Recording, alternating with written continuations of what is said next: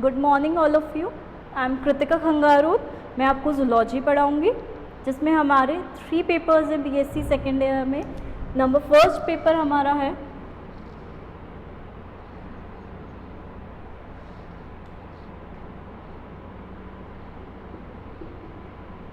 Structure of invertebrates. Number second paper है हमारा animal physiology and biochemistry.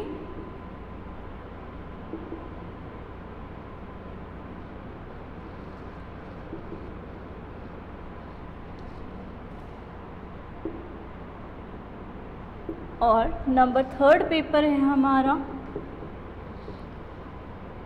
Immunology, microbiology and biotechnology. इन तीनों papers की marking scheme वही रहती है 33, 33 एंड 34। वही 100 मार्क्स की मार्किंग स्कीम जिसमें से 9 मार्क्स ऊपर वाले में शॉर्ट क्वेश्चंस आते हैं और नीचे वाले में 10 मार्क्स और वही 24 मार्क्स के लॉन्ग क्वेश्चंस यहाँ पर आएंगे। अब अगर हम बात करते हैं यहाँ की तो हम पढ़ेंगे यहाँ पे animal physiology and biochemistry start करेंगे।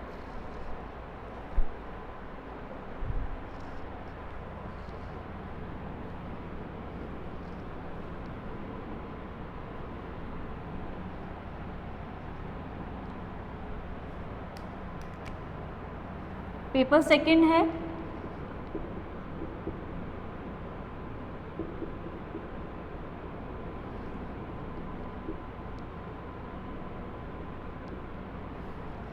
इसमें हम टॉपिक पढ़ेंगे फिजियोलॉजी ऑफ डाइजेशन।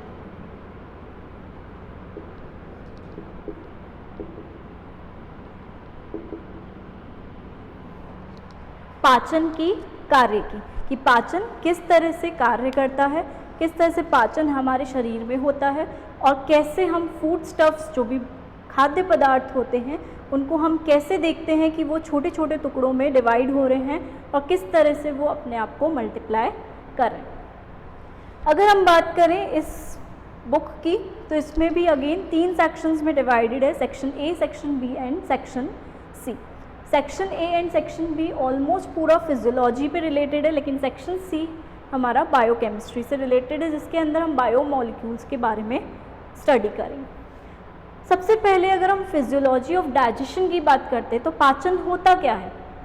पाचन होता क्या है? नॉर्मल डेफिनेशन में अगर हम बात करें तो जो जटिल पदार्थ होते हैं मीन्स जो कॉम्प्लेक्स सब्सटेंसेस हैं उनको ये क्या करता है, इस क्रिया के द्वारा वो सरल पदार्थ में बदल जाते हैं।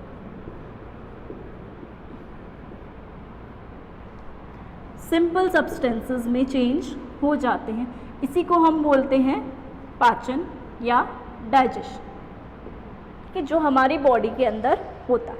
तो पाचन को स्टार्ट करने से पहले सबसे पहले हम बात करेंगे फूड स्टफ की कि क्या खाद्य पदार्थ होता है।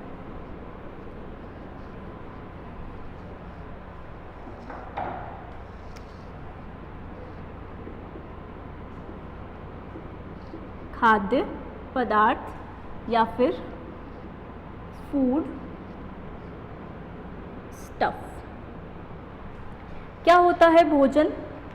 खाद्य पदार्थ क्या होता है? भोजन होता है एक तरह का जिससे क्या होता है हमारी जितनी भी शरीर की उपापचय क्रियाएं हैं वो सारी पूरी हो पाती हैं। तो एक तरह से हम बोल सकते हैं ये पदार्थ हमारी शरीर की बॉडी की उपापचय क्रियाओं मेटाबॉलिक एक्टिविटीज़ जो होती हैं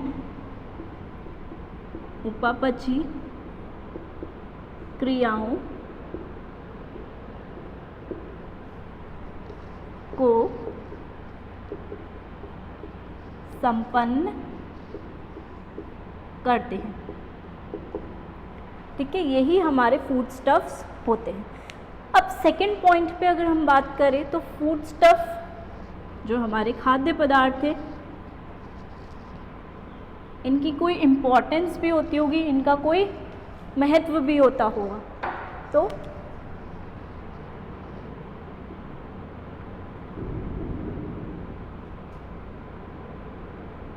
महत्व या इम्पोर्टेंस, या एक तरह से बोल सकते हैं कि खाद्य पदार्थ के क्या क्या कार्य होते।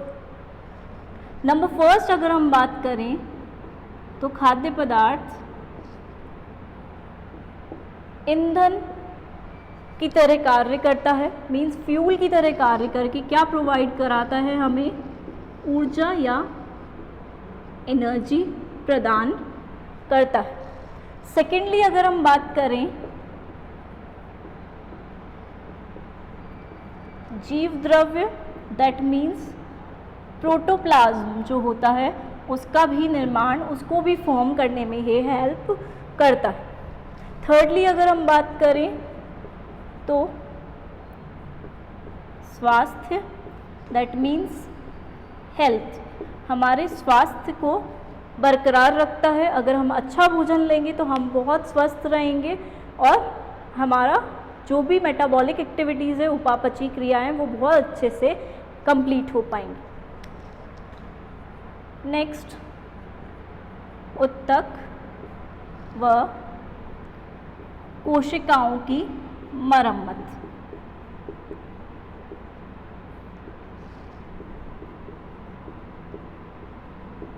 मतलब टिश्यू और सेल रिपेयर में हेल्प करता है। मीन्स कहीं पे भी अगर गलती से चोट आ जाए तो जितना अच्छा भोजन हम करते जाएंगे उतनी ही फास्ट रेट हमारी होगी रिपेयर होने की, मरम्मत जल्दी होगी अगर हम भोजन लेते रहेंगे। नेक्स्ट हम बात करते हैं शारीरिक वृद्धि की, दैट मीन्स ग्रोथ।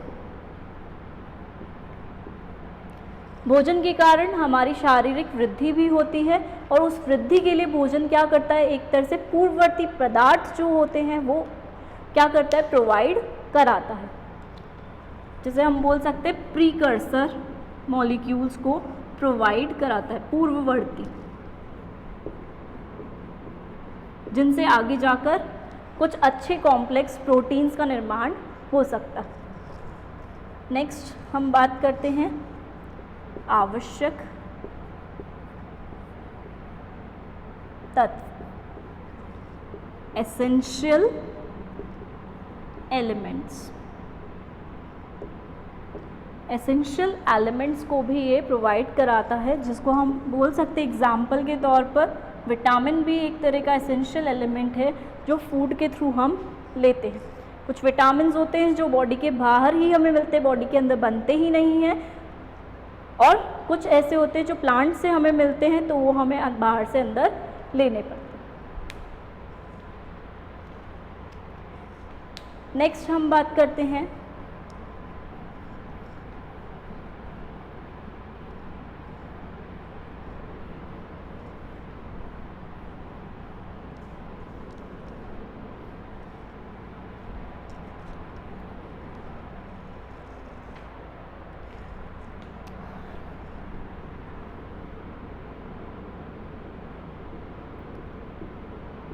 भोज्य पदार्थ की प्रकृति। ठीक है, नेचर ऑफ फूड स्टफ, मतलब फूड स्टफ का नेचर या प्रकृति कैसी है, जिसमें दो टाइप में हम डिवाइड कर सकते हैं। एक होता है हमारा अकार्बनिक, इनऑर्गेनिक, एक होता है हमारा कार्बनिक।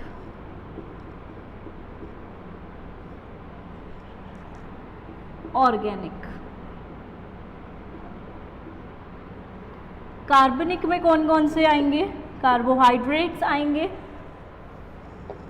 प्रोटीन्स आ जाएंगे, लिपिड्स या फैट्स जिन्हें हम वसा बोलते हैं वो आ जाएंगे, इसके अलावा विटामिन्स।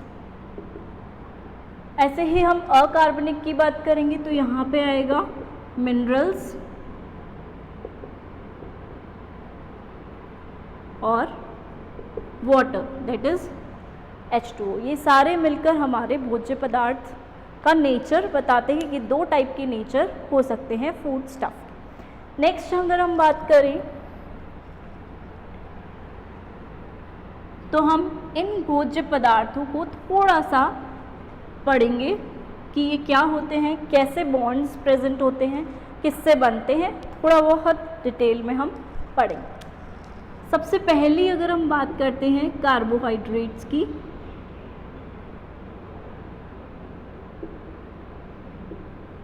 कार्बोहाइड्रेट्स क्या होते हैं, एक तरह से शुगर या स्टार्च बोल सकते हैं हम, शुगर या स्टार्च होते हैं। मिलते किस किस से हैं, शुगर केन से मिल सकते हैं, गन्ने से, उसके अलावा राइस चावल से मिल सकते हैं, वीट गेहूं से, इन सब चीज़ों से हम इन्हें ऑब्टेन कर सकते हैं। सेकेंडली किसके बने हुए होते हैं ये, CH कार्बन, हाइड्रोजन, ऑक्सीजन, ये सारी चीज़ें इनके अंदर प्रेजेंट होती हैं। अगर कार्बन हाइड्रोजन ऑक्सीजन की रेशियो की बात करें तो रेशियो 1:2, 2:1, ये रेशियो यहाँ पर प्रेजेंट होता है। तो अगर हम नॉर्मली बात करें 1:2, 2:1 तो एग्जाम्पल के थ्रू हम देख सकते हैं, जैसे ग्लूकोज है C6H12O6, यहाँ पे रेशियो यही है। इसे सिंप्लीफाई करेंगे तो 1:2, 2:1 यहाँ पर रेशियो हमें देखने को मिलेगी। एक और लैंग्वेज में हम कार्बोहाइड्रेट्स को डिफाइन करते हैं कि इनका जो अनुपात होता है H और O का, वो एकदम वाटर या जल की तरह होता है। मींस H2O लिखते हैं हम, यही चीज़ हम यहाँ पर अगर H2O लिखेंगे तो H और O का अनुपात 2:1 होता है। सेम चीज़ यहाँ पर देखने को मिलती है। तो हम बोल सकते हैं कि H और O का अनुपात बिल्कुल जल की तरह होता है।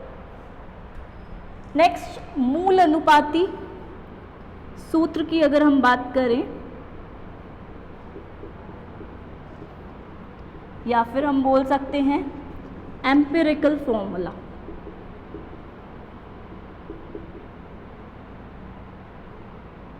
ठीक है। एम्पिरिकल फॉर्मूला की अगर हम बात करते हैं तो क्या होता है एम्पिरिकल फॉर्मूला इसका, CnH2ON। चेक कर सकते हैं, Cn अगर 6 है तो 6 2 12, O भी 6, C6H12O6। इस तरह से हम, ये हमारा मूल अनुपाती फॉर्मूला होता है। नेक्स्ट अगर हम कार्बोहाइड्रेट्स की बात करें तो ये क्या होते हैं, पॉलीहाइड्रोक्सी होते हैं। पॉलीहाइड्रोक्सी एल्डिहाइड्स या फिर पॉलीहाइड्रोक्सी कीटोन्स होते हैं। तो पॉलीहाइड्रोक्सी एल्डिहाइड्स को हम एल्डोज भी बोलते हैं और पॉलीहाइड्रोक्सी कीटोन्स को हम कीटोज बोलते हैं, ठीक है। इस तरह से पॉलीहाइड्रोक्सी एल्डिहाइड्स के ये बने हुए होते हैं। नेक्स्ट अगर हम बात करें कार्बोहाइड्रेट्स में तो मॉलिक्यूल्स आपस में जुड़े हुए होंगे। उन मॉलिक्यूल्स के जुड़े हुए होने के कारण बीच में बॉन्ड भी प्रेजेंट होगा और कार्बोहाइड्रेट्स के बीच में जो बॉन्ड प्रेजेंट होता है उसको हम बोलते हैं ग्लाइकोसिडिक बॉन्ड। ग्लाइकोसिडिक बॉन्ड कई बार हम रिप्रेजेंट करते हैं 1,4 या β14 ग्लाइकोसिडिक बॉन्ड। मतलब हम ये बता रहे हैं कि एक कार्बन 1 है, एक मॉलिक्यूल का कार्बन 4 है और इस तरह से वो आपस में जॉइंट है, तो इसलिए हम इन्हें ग्लाइकोसिडिक बॉन्ड बोलते हैं। नेक्स्ट अगर हम इनके क्लासिफिकेशन की बात करते हैं तो इनको हम 3 टाइप्स में क्लासिफाई कर सकते हैं। सबसे पहला टाइप है हमारा मोनोसेकेराइड, मतलब यहाँ पर एक अणु प्रेजेंट होगा। मोनोसेकेराइड का मतलब यहाँ पर एक अणु प्रेजेंट है। अब मोनोसेकेराइड में भी कार्बन की संख्या अलग अलग हो सकती है, तो हम बोलेंगे कि उन कार्बन की संख्या पर, उन कार्बन परमाणु की संख्या पर भी हम इन्हें आगे मोनोसेक्राइड्स को ही अलग कैटेगरी में भी डिवाइड कर सकते हैं कि अगर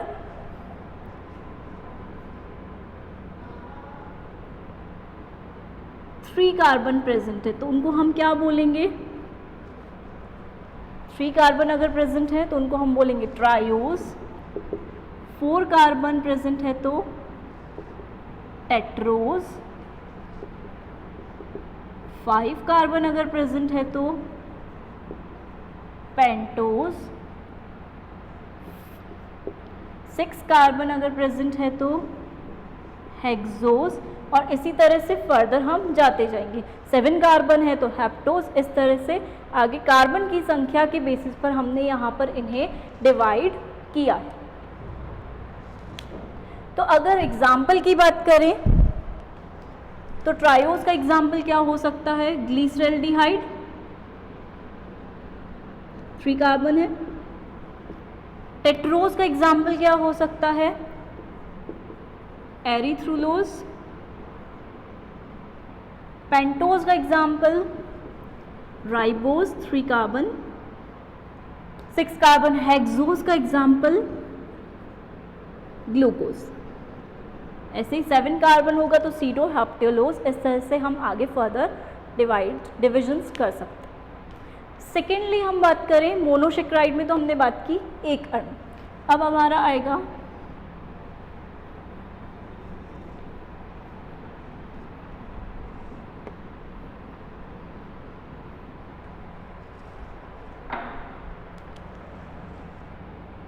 ओलिगोसेक्राइड।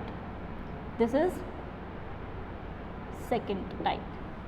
ओलिगोसेक्राइड में क्या होगा, एक अणु ना होके 2 से 10 अणु यहाँ पर प्रेजेंट,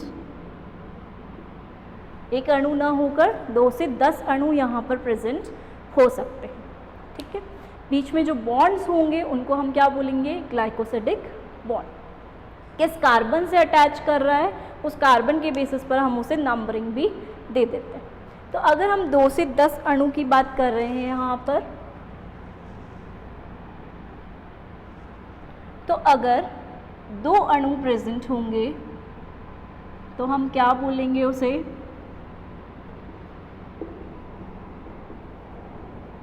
डाइसेक्राइड। 2 अणु प्रेजेंट है, डाई। 3 अणु अगर प्रेजेंट है, इसको अगर हम, तो इसको हम क्या बोलेंगे, ट्राइसेक्राइड।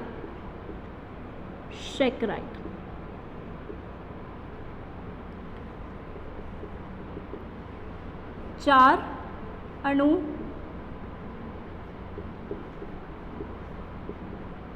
टेट्रासेक्राइड। तो इस तरह से हम आगे फर्दर डिवाइड कर सकते हैं। तो डिफरेंट अणु के बेसिस पर हम उसे डिवाइड कर रहे हैं।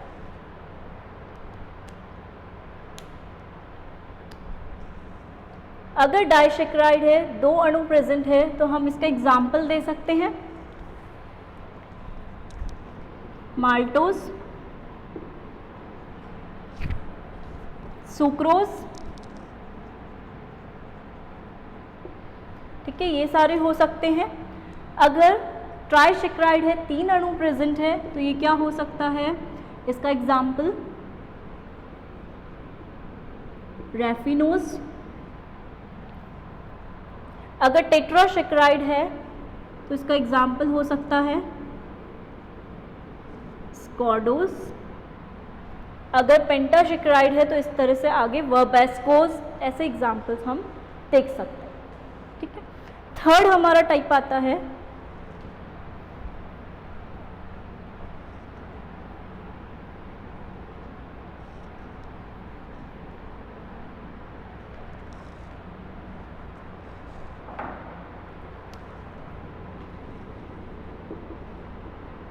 पॉलीसेक्राइड,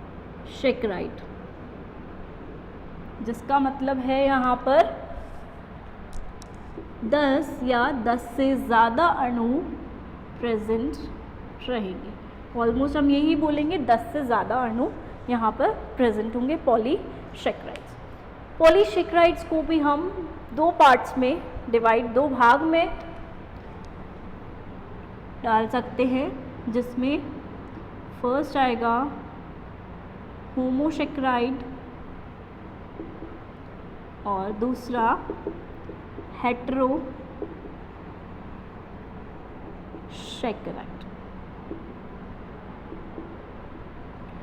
होमोसेक्राइड का मतलब क्या है कि जितने भी उसके अंदर अणु मॉलिक्यूल्स प्रेजेंट हैं वो सारे कैसे हैं, एकदम होमो है, मीन्स सेम है, सेम मॉलिक्यूल्स प्रेजेंट है। हेट्रो मतलब डिफरेंट मॉलिक्यूल्स, अलग अलग तरह के मॉलिक्यूल्स यहाँ पर प्रेजेंट हैं। तो इनका भी हम एग्जाम्पल ले सकते हैं, जैसे होमोसेक्राइड का एग्जाम्पल है स्टार्च, हेट्रोसेक्राइड का एग्जाम्पल है हाई एल्यूरोनिक एसिड। मतलब यहाँ पे जो यूनिट्स हैं वो अलग अलग प्रेजेंट रहेंगे। तो इस तरह से 3 कैटेगरीज में हमने कार्बोहाइड्रेट्स को डिवाइड किया। अब अगर हम कार्बोहाइड्रेट्स के कार्य की बात करते हैं, क्या फंक्शन होता है कार्बोहाइड्रेट्स का,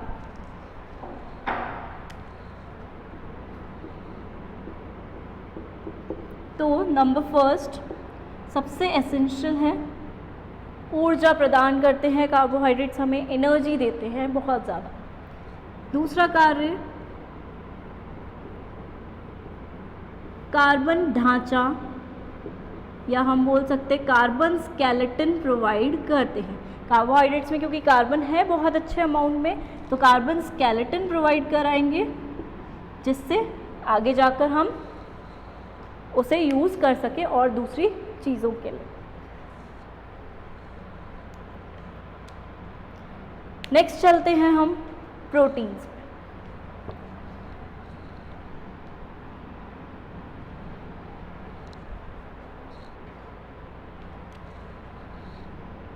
सेकेंड प्रोटीन्स। प्रोटीन्स मोस्टली हमें किससे मिलते हैं, पल्सेस से, दालों से मिलते हैं, एग से, अंडे से, मीट से, इन सब चीज़ों से हमें प्रोटीन मिलते हैं। अगर हम प्रोटीन्स की बात करते हैं तो प्रोटीन्स में भी अगेन क्या क्या प्रेजेंट होता है, सी कार्बन, हाइड्रोजन, ऑक्सीजन, ये सारे प्रेजेंट होते हैं। इसके अलावा कुछ प्रोटीन्स में नाइट्रोजन प्रेजेंट होता है, कुछ में सल्फर भी प्रेजेंट होता है, कुछ में मैग्नीशियम भी प्रेजेंट हो सकता है। तो इस तरह से प्रोटीन्स में ये सब चीज़ें प्रेजेंट होती हैं। अगर हम प्रोटीन के बिल्कुल घटकों की बात करें, उसकी यूनिट्स की बात करें, तो सबसे सिंपल घटक जो प्रोटीन का होता है वो क्या होता है, अमीनो एसिड या अमीनो अम्ल।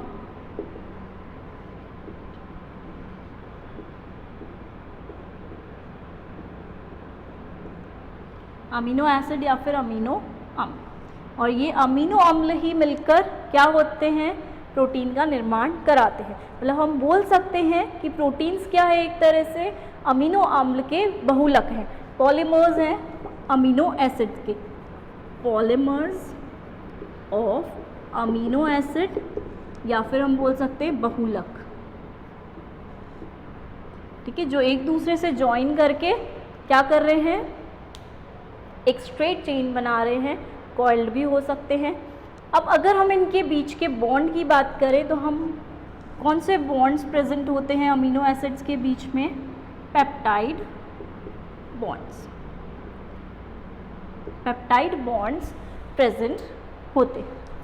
तो अगर हम इस बेसिस पे प्रोटीन्स के बारे में एक्सप्लेन भी करते हैं तो यहाँ पर हम बोल सकते हैं कि डाइपेप्टाइड है,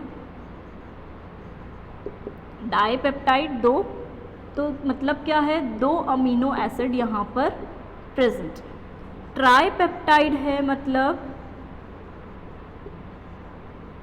3 अमीनो एसिड यहाँ पर प्रेजेंट है। ठीक है, इस तरह से हम बोल सकते हैं, आगे क्लासिफाई कर सकते हैं। एक और चीज़,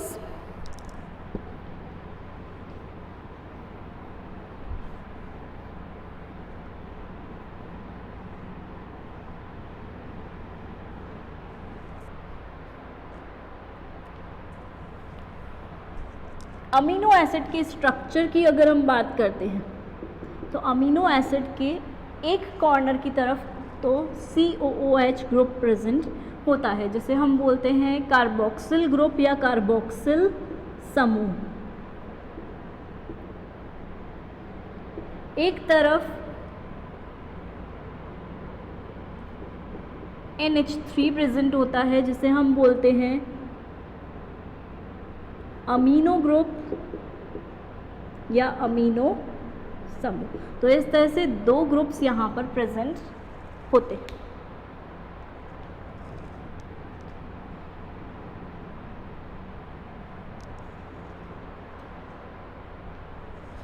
नेक्स्ट हम बात करेंगे इसके क्लासिफिकेशन की।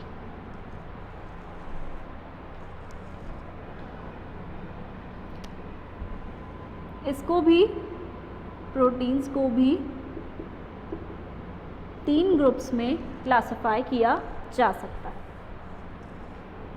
सबसे फर्स्ट है सरल या सिंपल प्रोटीन्स, जिसके अंदर अमीनो एसिड्स एक दूसरे से अटैच्ड रहते हैं और एक सिंपल प्रोटीन, सरल प्रोटीन का निर्माण करते हैं। जैसे हम एग्जाम्पल दे सकते हैं ग्लोब्यूलिन, ठीक है, एक सिंपल प्रोटीन का निर्माण हो रहा है।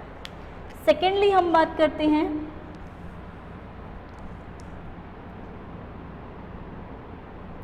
जटिल व संयुग्मित प्रोटीन, जिसको हम बोल सकते हैं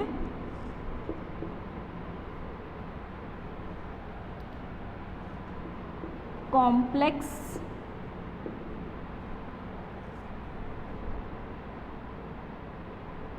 और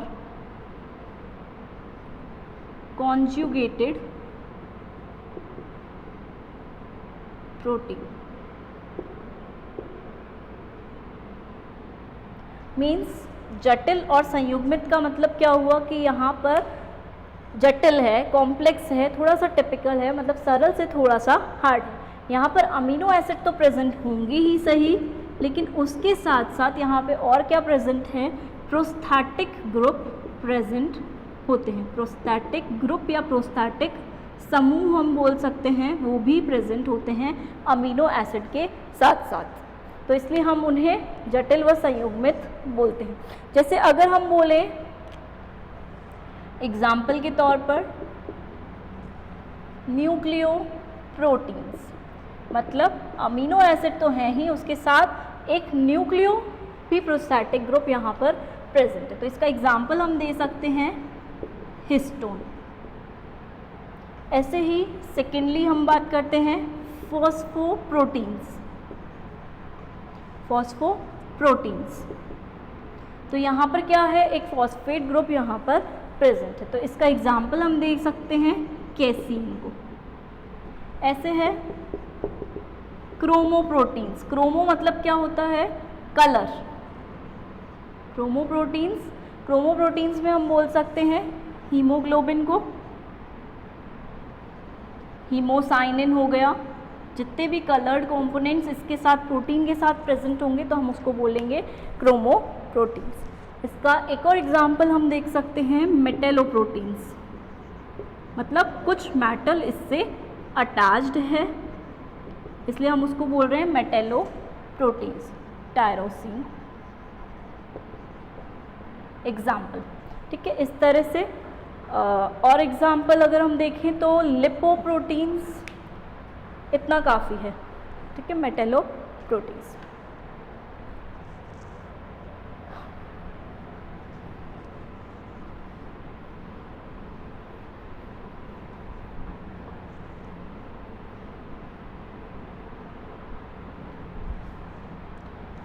अब थर्ड टाइप के आते हैं हमारे पास प्रोटीन्स, जिन्हें हम बोलते हैं व्युत्पन्न या फिर डिराइव्ड प्रोटीन्स। ये वाले प्रोटीन्स कौन से होते हैं? जो जल अपघटन के द्वारा हमें मिलते हैं। इसका एग्जाम्पल हम देख सकते हैं, प्रोटियोजेस, पेप्टोन्स एटसेट्रा। ठीक है, ये सारे हमें जल अपघटन के बाद मिलते हैं, तो हम इन्हें बोलेंगे व्युत्पन्न या किसी के डेरिवेटिव हैं एक तरह से। नेक्स्ट, प्रोटीन्स के कार्य। क्या कार्य करते हैं प्रोटीन्स? फर्स्ट, ऊर्जा प्रदान तो करते ही हैं, ठीक है, एनर्जी प्रोवाइड कराते ही हैं। सेकंड, आउटर मेम्ब्रेन में, बाहरी झिल्ली में प्रेजेंट होते हैं प्रोटीन्स, जिन्हें हम कई बार बोलते हैं आंतरिक प्रोटीन, बाहरी प्रोटीन, इंटरनल प्रोटीन्स। तो बाहरी झिल्ली में प्लाज्मा मेम्ब्रेन के अंदर प्रोटीन्स प्रेजेंट होते हैं। इसके अलावा प्रोटीन्स क्या करते हैं?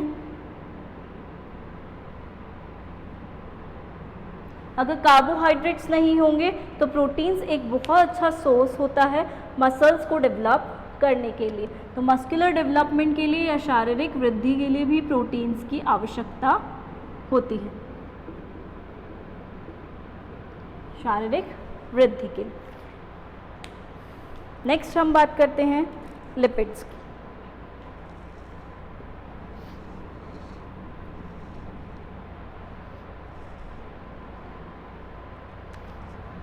थर्ड,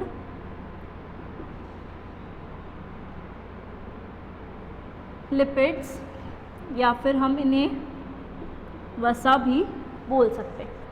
लिपिड्स किससे मिलते हैं हमें? तेल से, घी से,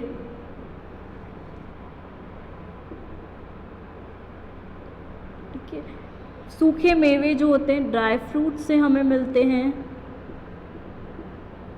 ठीक है, कुछ वेजिटेबल ऑयल्स होते हैं उनसे भी हमें लिपिड्स मिलते हैं। अगर हमारी बॉडी में ये आते हैं तो सबसे पहले कहाँ जाके स्टोर होंगे? ये सबसे पहले स्टोर कहाँ जाके होते हैं? एडिपोज टिश्यू में। एडिपोज उत्तक जो होता है बिल्कुल स्किन के नीचे प्रेजेंट होता है, उसके अंदर जाकर स्टोर होते हैं। स्किन के नीचे की तरफ एडिपोज टिश्यूज प्रेजेंट होते हैं। इसके अलावा किडनीज या वृक्क जो होते हैं उनके समीप भी ये जाकर संचित हो सकते हैं। ठीक, नेक्स्ट अगर हम बात करें, इनमें भी लिपिड्स में भी क्या होता है? CHO, ये ग्रुप्स प्रेजेंट होते हैं, और इनके साथ साथ कुछ सपोर्टिव ग्रुप्स भी प्रेजेंट हो सकते हैं, N, नाइट्रोजन, फॉस्फोरस, ये सब भी प्रेजेंट हो सकते हैं इनके साथ साथ। नेक्स्ट अगर हम बात करें तो बनते किससे हैं ये? फैटी एसिड्स, फैटी अम्ल,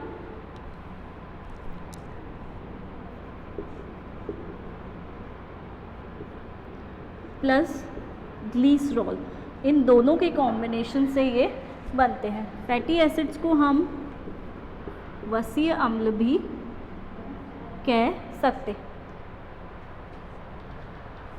यहाँ पे हम क्या देखने को मिलेगा कि फैटी एसिड्स के मॉलिक्यूल 3 होते हैं, ग्लिसरॉल का एक मॉलिक्यूल प्रेजेंट होता है, और ये क्या करते हैं? फैट्स को बनाते हैं।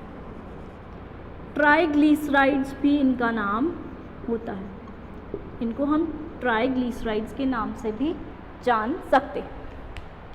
नेक्स्ट हम बात करेंगे इसके क्लासिफिकेशन की।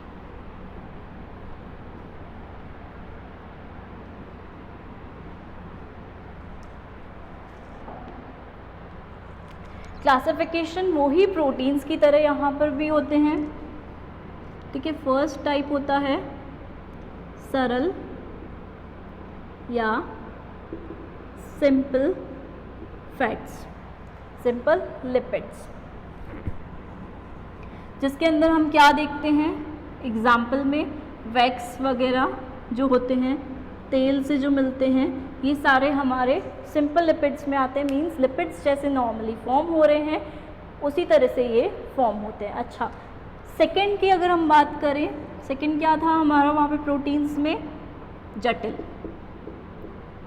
जटिल व संयुग्मित, मतलब इसके साथ कोई प्रोस्थेटिक ग्रुप अटैच्ड होगा। कॉम्प्लेक्स और एंड कॉन्जुगेटेड, संयुग्मित मतलब इसके साथ कुछ और भी अटैच्ड है।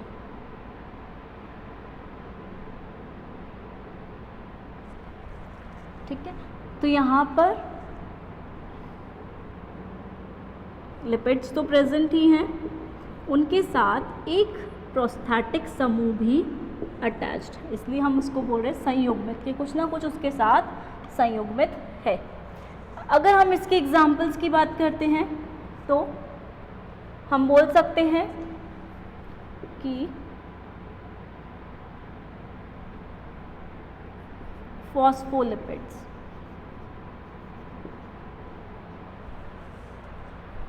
फॉस्फोलिपिड्स मीन्स लिपिड्स के साथ एक ऐसा फॉस्फेट ग्रुप वहाँ पर अटैच्ड है।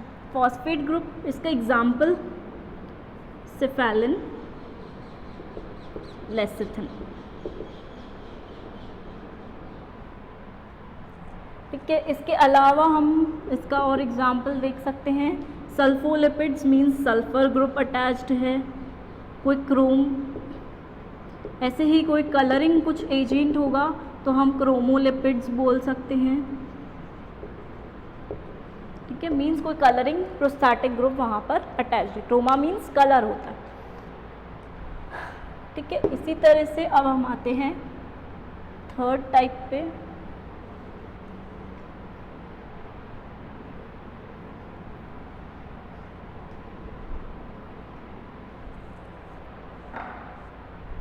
थर्ड टाइप है हमारा व्युत्पन्न या डेरिवेटिव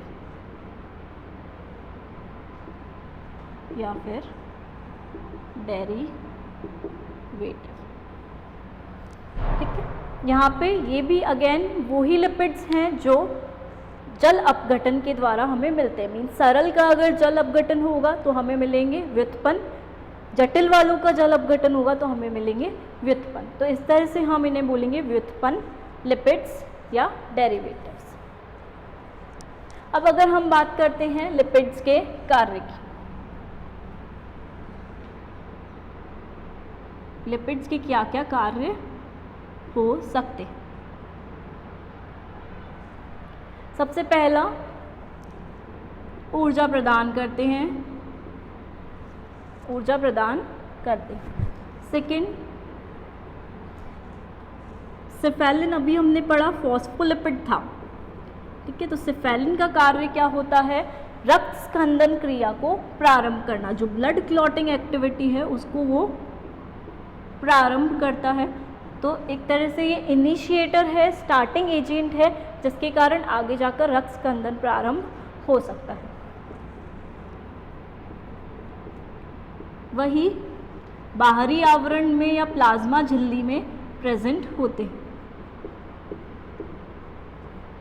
प्लाज्मा मेम्ब्रेन में लिपिड्स का भी रोल होता है, तो ये प्रेजेंट होते हैं।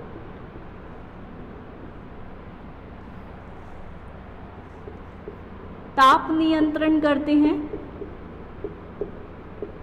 जिसे हम बोल सकते हैं थर्मो रेगुलेशन। टेम्परेचर को रेगुलेट करते हैं ये, जिससे इजीली ऑर्गेनिज्म जो है, जो भी जंतु है, वो इजीली सरवाइव कर सके। विटामिन ए, डी, ई के वसा फैट सल्यूबल होते हैं, इनके अवशोषण में ये मदद करता है। फैट सल्यूबल जो भी होंगे इनके अवशोषण में ये मदद करेंगे। यूरिया इत्यादि के निर्माण में मदद करेंगे। ठीक है, इनके फॉर्मेशन में ये हेल्प कर सकते हैं लिपिड्स। ठीक है, इसके बाद अगर हम बात करते हैं तो ये सारे तो हैं ही, इसके अलावा ये कुछ